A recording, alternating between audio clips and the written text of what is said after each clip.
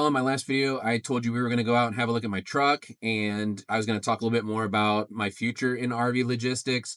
As of right now, I am set up and scheduled to go complete my orientation with Horizon Transport here next week, and I'm still kind of on the bubble at work, but I have been doing some research into other ways to make money with my truck, doing some light load hot shot within the state here.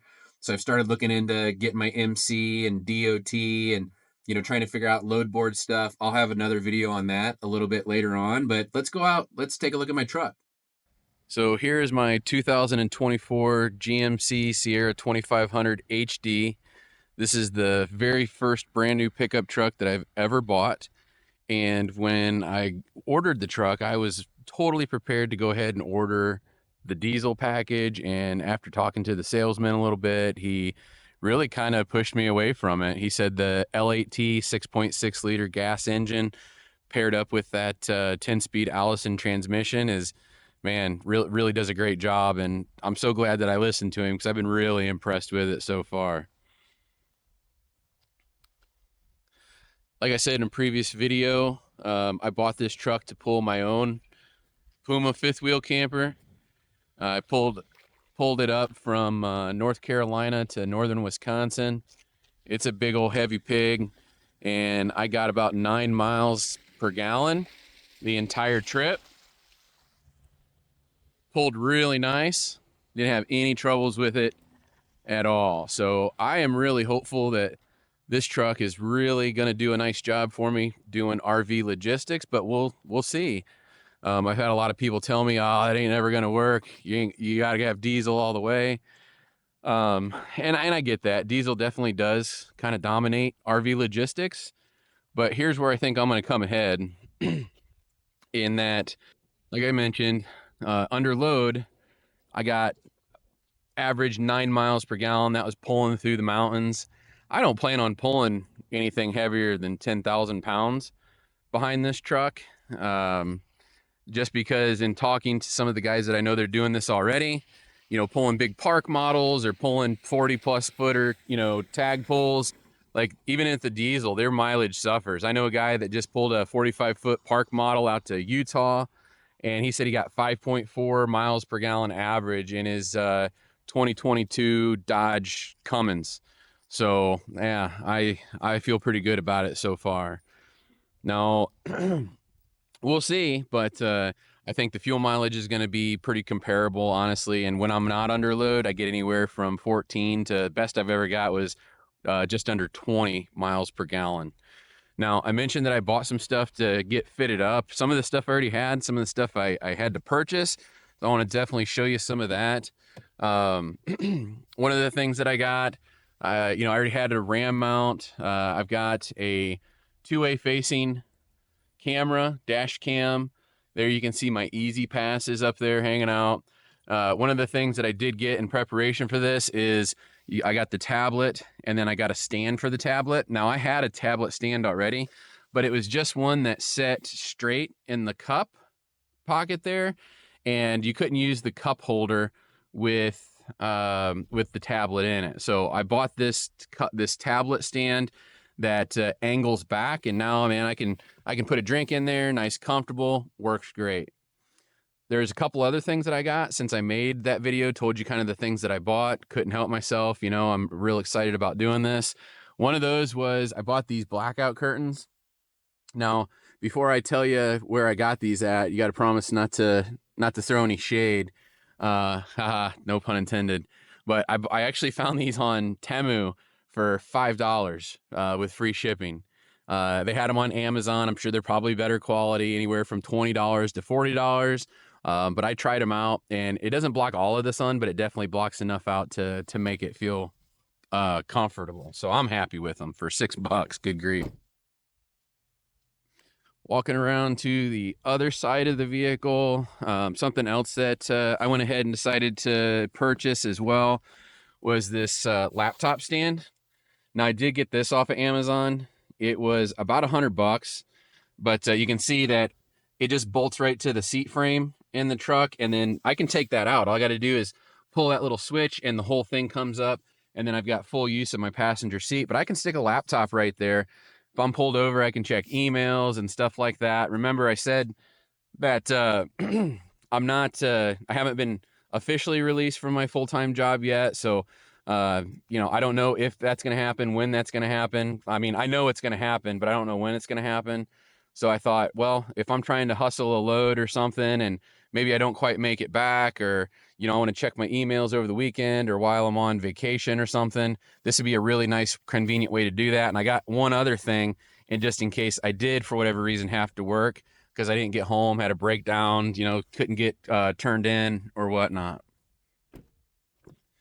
Coming to the back seat, this is my bed setup. It's nothing fancy, but I got a heated blanket on top with a wool blanket, and if I peel that back, I've got another blanket underneath that.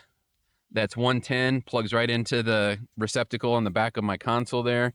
And then here is that air mattress I was telling you about. It's got these two inflatable blocks that go in front of each seat, blow up, and then it's got a headrest. You see, I bought a couple of cheap blankets to put in there, and I've slept in this thing before. Let me tell you, it's pretty decent to sleep in. No complaints here so far.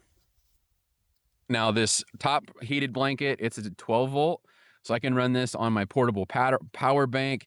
I can run the other heated blanket, like I said, plug it right into my truck, or I can plug both of them into the power bank, although that's going to suck it down pretty quick. The top one pulls about between 40 and 50 watts, and the bottom one is going to be 50 to 75 watts of power. My power bank is 80,000 milliamps. It'll last 3 or 4 hours if I've got them both plugged in and I've got them, you know, on a mid to high heat. So works really good. I just keep all the plugs and stuff for it right there in the door, easy to get to, no big deal. Now, the big thing that I purchased since my last video, I just happened to come across it, but I tell you what, man, Facebook Marketplace comes through in clutch. I found a 70-gallon semi-fuel tank out of an old Freightliner tractor on Facebook Marketplace for 150 bucks. And then I bought the cover that you see over the top of it off of Amazon for another $17. And so, you know, sitting in the back of my truck with the cover on, hell, you never know, I had a gas tank in there. Now, before you say, oh, well, it's above the bed rails, how are you going to pull a fifth wheel with that? I got a B&W companion slider. I've already hooked up my fifth wheel to the truck and, you know, pulled it around, and I didn't have any issues with turning radius with that tank in there at all. All right. So I think as long as I'm not pulling any of the big, huge fifth wheels, which I said I'd like to stay under 10,000 pounds hauling anyway. I might go 12,000 if it's a flatland route, but 10,000 pounds is going to probably be my limit there, which means most of those smaller fifth wheels, they got pretty short noses. The hitch pin, you know, sticks out above the beyond the front of a lot of those new ones. So I'm not even worried about it. The next thing that you see in there, I've got my little 10-gallon tote. That's just got some basic hand tools and stuff in it. I'd open it up and show you, but you see, it's not show-off weather up here in northern Wisconsin right now. Maybe I'll make a separate video on that. But just basic wrenches, pliers, you know, stuff. My torque wrench is in there. I got a booster box, toe straps, you know, stuff like that. I don't know if you noticed that or not. That's a 5-gallon jerry can with a battery-powered transfer pump. That thing transfers 3 gallons per minute, fits right into that semi tank and goes right into my gas tank. I can fill my truck up from empty with that thing in about 10 minutes. It works really good for no more than I paid for it. And then the jerry can's got gas in it too, because you can't see it, but I've got a 2,000 watt inverter generator right there up against the side that if I needed the extra battery power, I could have it. Moving back along here is my rock solid toe flap and my weight distribution hitch that I got for $85 on Amazon. Smoking good deal there too, man. Came with the bars, came with the slider. Worked really, really good. Anytime I've used something like that before, so I'm sure that's gonna work just fine. And I got a extra 2-inch ball in case I need to swap it out. There you see I got my locking hitch pin, so that's all set up and ready to go.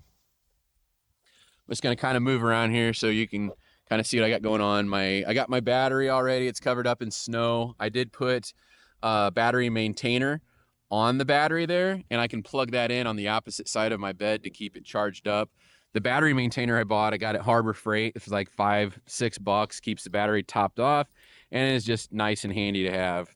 When I'm not using it for RV hauling, I can probably use it. You know, I've got a portable winch setup that comes in handy sometimes, like when I'm chopping wood. So I'll probably go ahead and use it for that. And then the last thing here is there's my fire extinguisher, got that mounted up. And then I also bought this on Amazon. This is pretty cool. This is another desk setup, clips right onto my headrail, backrest there. It's got a phone holder. And like I said, if I got stuck somewhere and I needed to be able to stop and work, my truck has Wi-Fi on it. So I can hook my computer to the Wi-Fi in my truck, and I can fold my bed over there into the passenger side, and this thing will set up, and I can run my laptop, and I can run a second monitor right there, and then put my phone all right there. And this is a huge back seat, guys.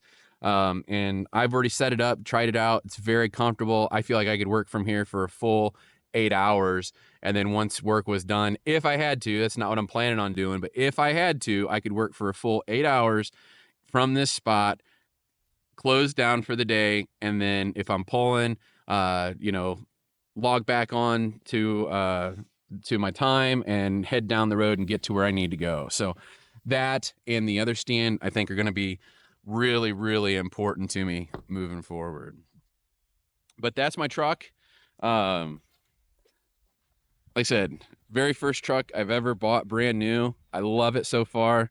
And it's, like I said, the 6.6 L8T big block gasoline motor with the 10-speed Allison transmission. And I think it's going to do really, really great for me. Also considering, you know, my oil changes are going to be half what the guys that have diesels pay. I don't have to buy DEF. I don't have to buy none of that stuff.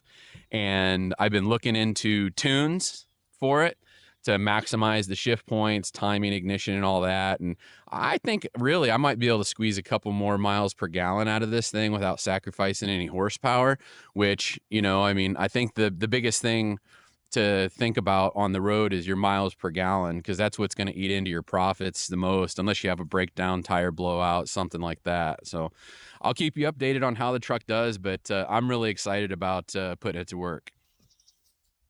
So I'm definitely interested in hearing your thoughts about my setup. What do you think? Do you think it's going to work? Do you think it's not going to work? Please feel free to post down in the comments your thoughts. And, you know, if you have experience, you know, with a gasser doing this kind of thing, or know somebody who does, I'd love to hear more about it. In my next video, I'll be on my way down to Wakarusa, Indiana to do my orientation. And so please make sure that you like, comment, and subscribe so you don't miss that very next video. Thanks, and we'll see you later.